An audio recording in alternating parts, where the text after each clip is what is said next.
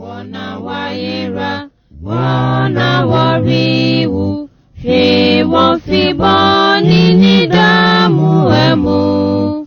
So mania wa funkwan, masi fi fusu, ka Yesu jifu wasem tirewa. Ji wana waira, wana wariwu, Yesu ye ajin kwa mabrofu. Yankopon show in the area so or for ayakano. It's a Facebook Christian life rescue the parish. You might do feed the area the arano. Yankopon Adam Yamu, you would it also who ye on Yankopon Adam incident. And that's what Yago mentioned now. You're sure and you share for a thing the atimbu or judgment is real.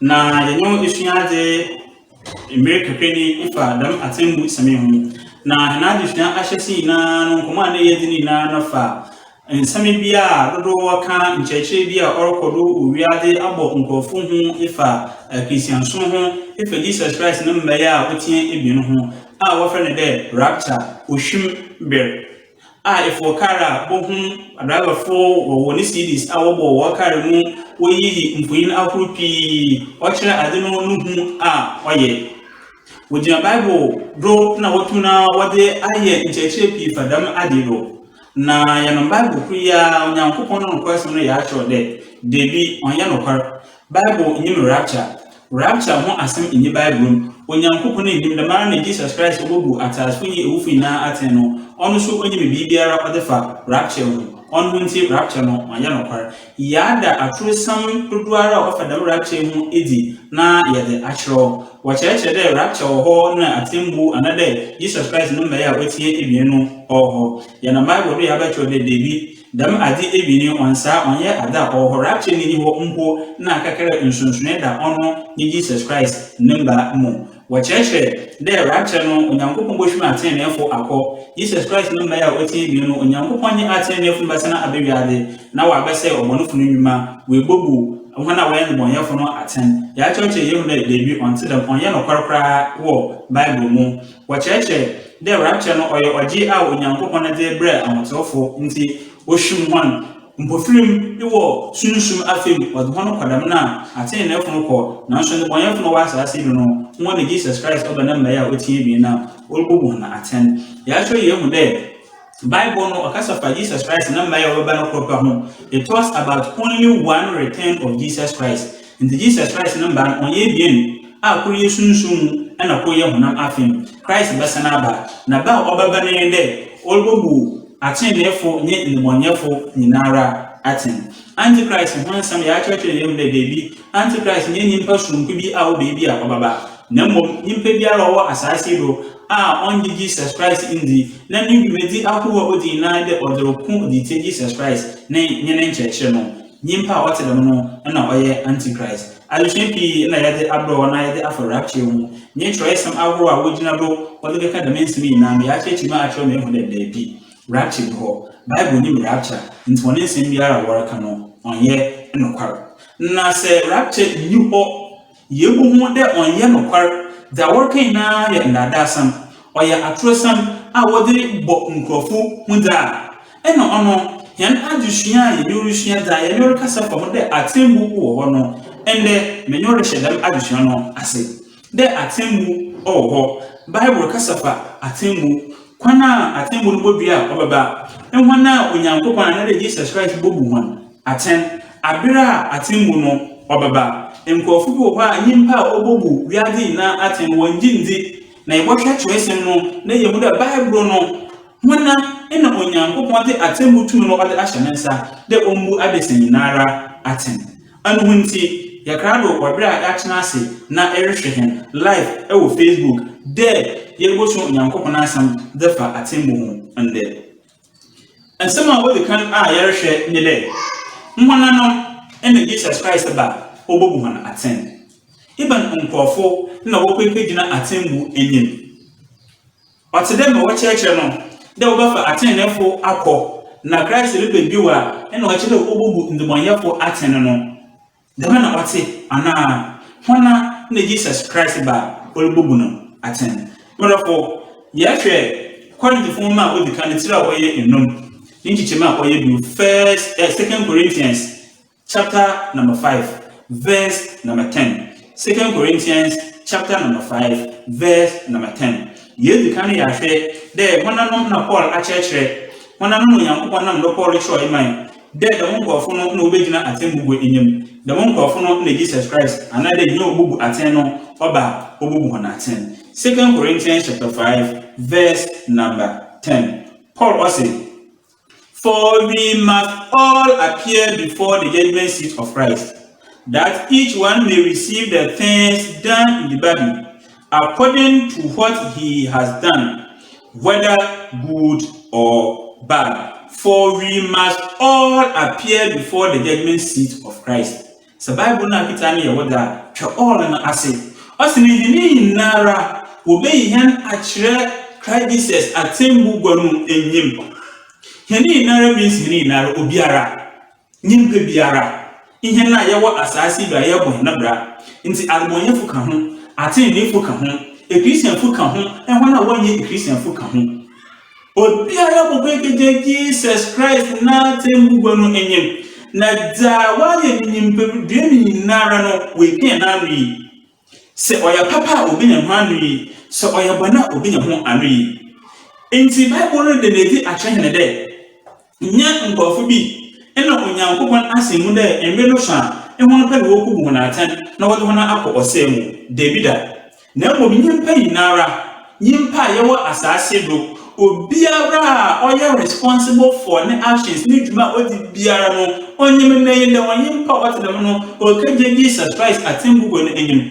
Na da why ni mpedwem no we kenya ho akatua on hunti se enam abrabo a oten enam abrabo a oya konkwan e the Christ nansam edi eduma anamara Jesus Christ odi atwo oda menyi pere onri ado na onyanko no da mokwan no na afem na enanto no kwaremu de alabo wa abrabo tene ni mo Jesus Christ de Bible na akira osi da odi ewiyi no se Christ ba na ekejina atembugo no enyima ibenya da eye ni mpedwem okra onyankopon de mo mpedwa na ediye ade no ibenya ho anwi ntete na aye no kwa na ade no Jesus Christ no won sabaka anwi ibena anwi ye da che ahimana onyankopon esese amano won sabaka se obiso da yerkan na no ono no onfam ho net arende onji onyankopon asemendi na kanta wadi Jesus Christ edi enti ensa orunu bi emma a orpebi ria orunu bi ade biara nyimpa ya ose nimpedwa afi kwani biara owa asase bibia no ode hu frem na waya nyimpa ote dem no so na so obenya na akatua dembre ose onwenti ada obiara ya asase do no na sabaka na ri so ye papo se oyebono enti inchecha orokwabede obiara nyinani Jesus Christ obaba nche wa abadadaw enti obiara enjinanye obiara enchele abrabo no no ne pefa na yebue yewu a na asano nna so ye na Bible ko me twa adwin ejina de yewu a na onsan na mbobede a wode echi no heni nara boko ekejina atembugo no enyim obiara ko akaje na migi demre ninduma te demre kwana obi a obobobra wo asase do no nansa baka Jesus Christ odbama nti Maria biara no iwa empapa mfi asase do nti eyiso inchecha okododo nyimpa wu a ndeboyafo babupe asase do no wore mpapa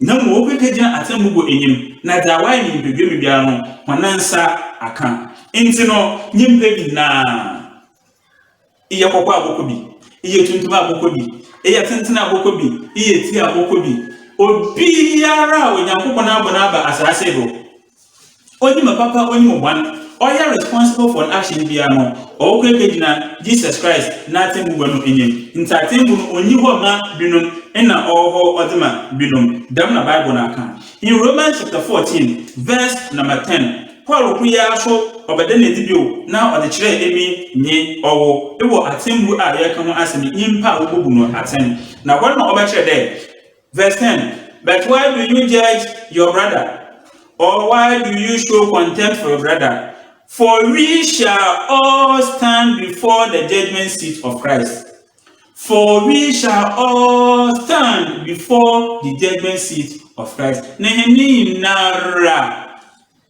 yebejina Jesus Christ atembugwanu enyim. Ebokobi damara na muso ebokobi. Nti onyankopon anara Christ ba obobu hini nara aten. Na se oba na obobu aten na yenhwe asema Paul osan da tuodo ewo Romans chapter 14 no. Yenhwe verse 13 no. Asema pakan. Ose, therefore let us not judge one another anymore, but rather resolve. Verse 12, rather, 1 Corinthians chapter 14, verse number 12. No, I say, so then each of us shall give account of himself to God.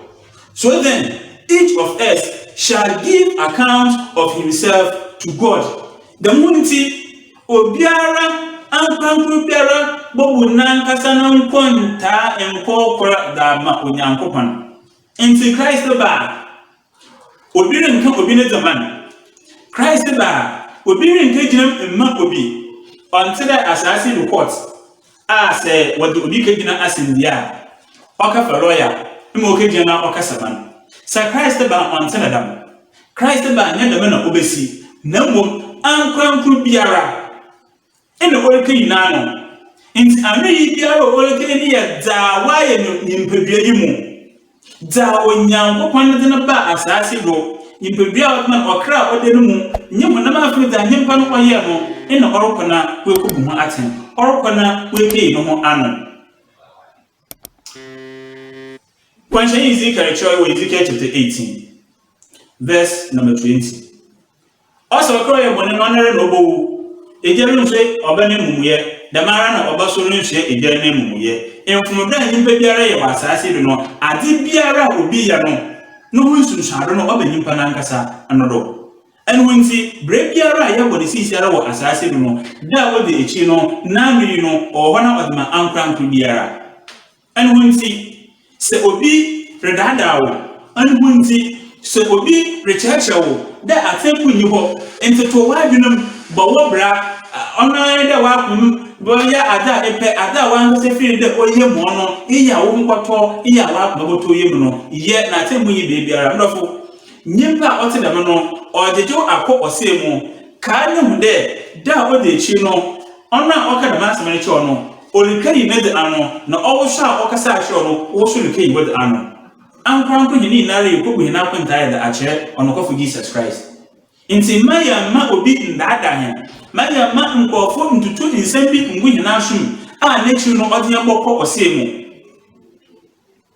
na obeya yawo de ente wo asase do na rehwekwan de Jesus Christ ba ibokwa bi na obi badadawo na so abaja atum de obi a nyi be bia wo friend Jesus Christ. Jesus Christ nyansam no oya atresam no kwesi mi biara ni na wo so baje atum de oya no kwar obeya pa obeya anwunti hunya de wo hwe hina kwan ye demre hini nara no ye keje Jesus Christ atembu no enyim no ya hwe mreye bodua ebotutu hina namwar ya hwe onyankopon no kwan ekirkwan ya hwe Christ asampe ekirkwan na ya krena ya hina kra onkwan amada wo de echi no menyo yankọ osemu osan de bre biara obi wobo no ade biara obeya no na ewe no obenya ho akitua Christ na asema wakan ewo John chapter 5 verses 28 and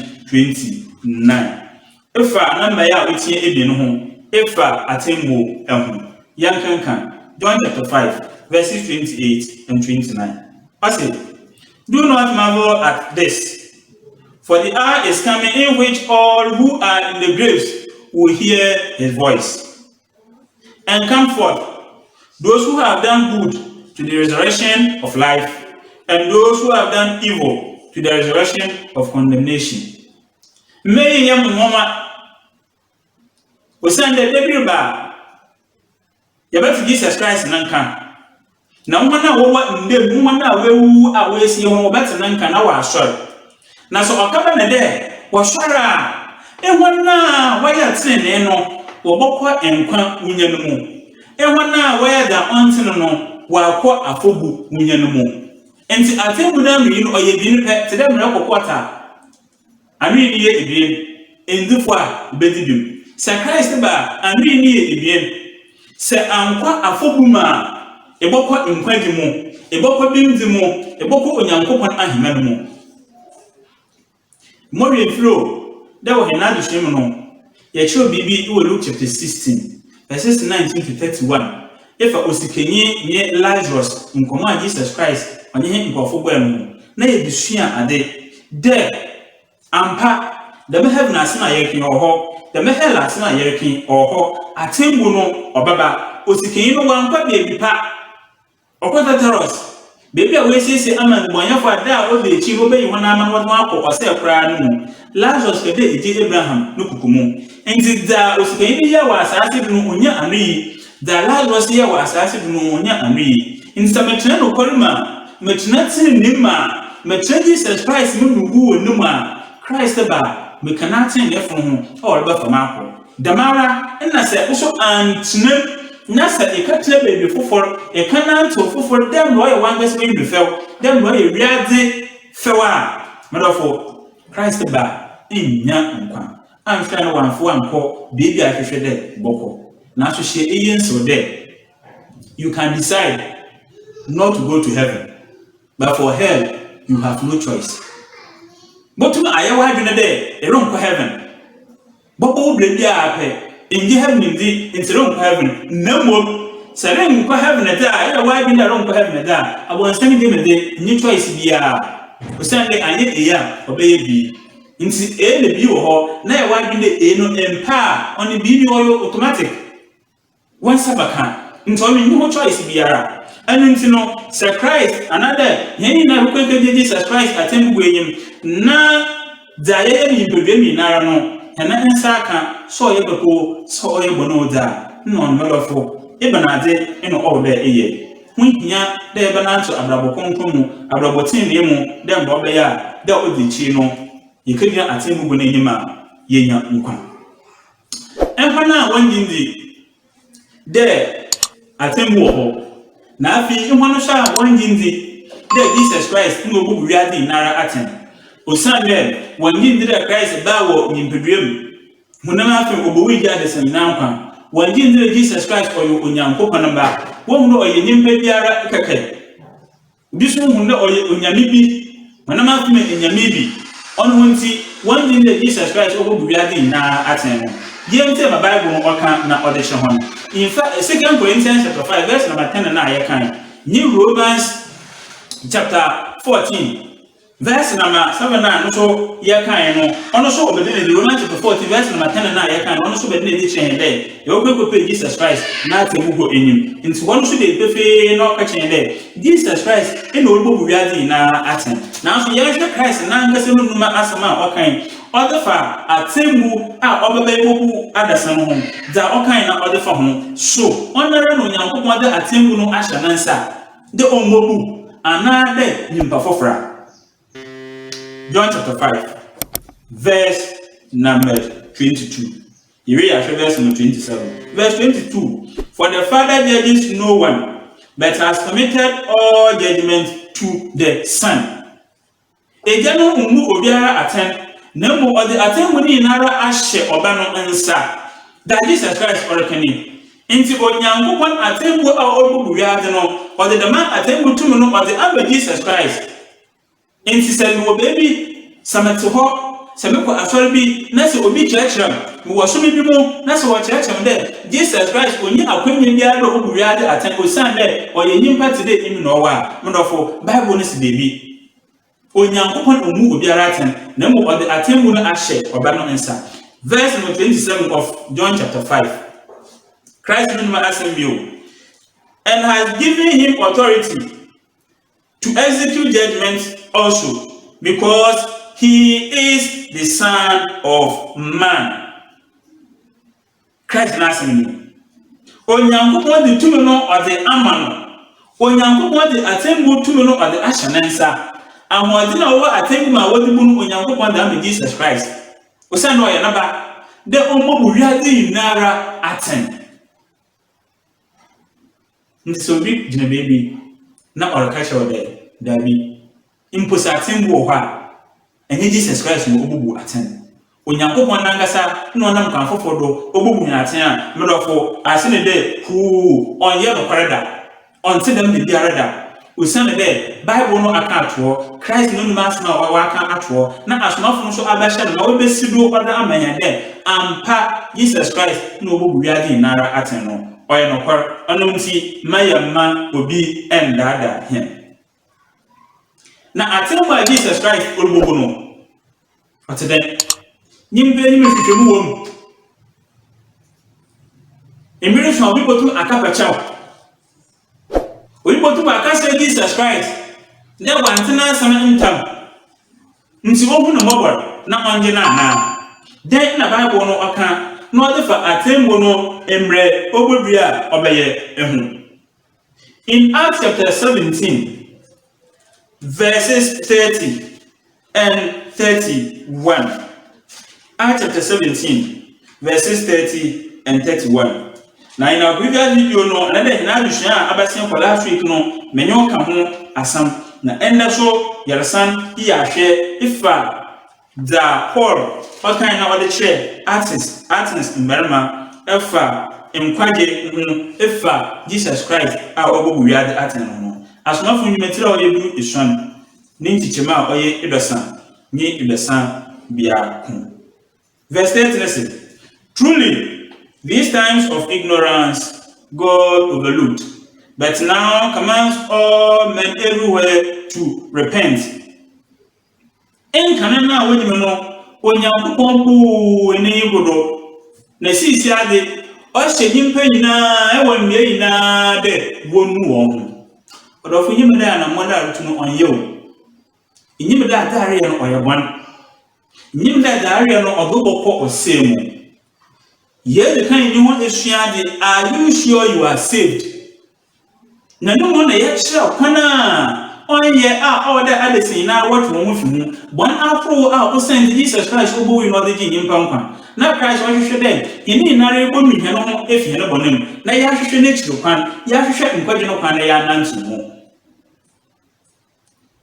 say it ase na nwi na enam tene kwan no do emfa nkwane kwan no Nyankopon da atoa amona oya akwanye bi no Nyankopon da ma wa asase do osande Nyankopon rehwehwe da okre biara obehwe efi asase do 2 Peter chapter 3 verse number 9 onyo Nyankopon de Onyankopon na nyemo de akra a wa bohe na aba asase do no ya behra na mbom also aya penecha wo nyaho de nti heni nare ya baba influence mu heni nare ya baba abensisi mu nti Paul asmo ka cha mbem de enka na wenu no Nyankopon bu na yigudo na sisi ara a yehu Onyankopon no kwari yehu na tin na ekwan ore hye nyimpa ina wo nwe ina de wonu mo no ho ibn adintia verse number 31 because he has appointed a day on which he will judge the world in righteousness by the man whom he has ordained. He has given assurance of this to all by raising him from the dead. Since I every now infi bonumu, since I said one be faithful one home, since I said one be faithful in that a true in church home, natural Onyankopon no ko me di echinyi de. Onyankopon ahye de bia onnam oberam bi do. He has ordained that man. There, obobu wiade inara aten e wotini nemu. In the Bible, there was ordained to say, who is the ordained person? Righteousness in to say, when Christ go be no obobu wiade inara aten. In the Christ when Nyankopon ahye den we ni esiho. There onye nyimpa obobu wiade inara aten. Eba kwanoda o se e wotini nemu. Inti nhwehwe ni biara nyim.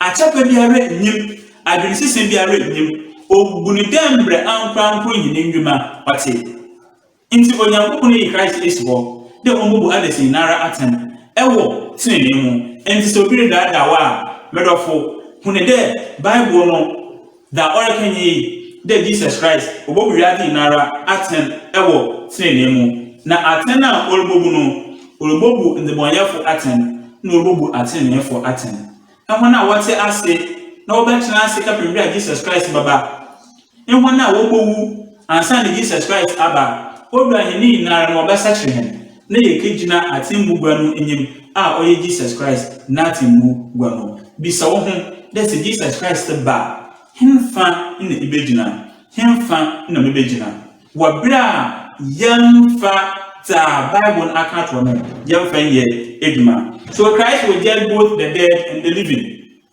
both the righteous and the unrighteous, both the godly and the ungodly.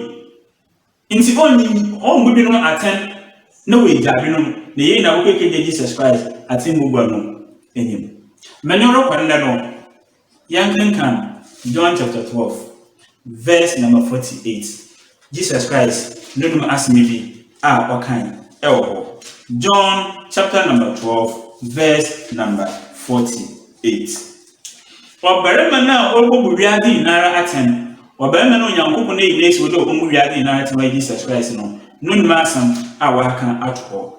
Ose, he who rejects me and does not receive my words has that which judges him. The word that I have spoken will judge him in the last day. Here opome na onye nsam no owoda obuda atem asam na ra amaka no ono no obubu na atem oda odi ereyi. Enti Jesus Christ na atem bra obubu no ensemi biara odi ama adese sisi ade yemdua yemfo nsum onyankopon no ono no obeja no odi ebuda na atem. Enti onka fa ade bia yenye mhwehwe onka fa asem bia wanka nkyerehen onka fa ade bia onyankopon wande na di ama hen obubu yade na atem. Iyi no Jesus Christ na atem nso oyetene o sande da waka ato oda me no ono na obubu na atem. Se obi ya mfumudu bi na wodi kedina asindi ewo Ghana quarter adoprope homo prope na wodi na obubu atem. Ghana constitution wanka fa homo fufuru bia wanka fa karata bia yenye mhwehwe ya constitution na wodi na obubu atem. Nti Jesus Christ no ma asan na obejina na odi ebu na aten odofo yankopon asem aba wonche ndede so na yehu na Christ obubu aten na yimpe na okeke dina na aten bugo no enyem ebena na mor na rutu ifa won kwadwo yankopon insure den na so ajeber na ahwen kwado na follow him share video yi na like ko YouTube ye ba upload ho na akohwe bi so ewo ho asema ye kan dai na nde Saina no kwa naba wanchana to mountain. Uno benye kuma na ndaso naba wanchini. Nankopon ya aduma ya baseneshia. Bye bye. Jiwana wa yira wana wari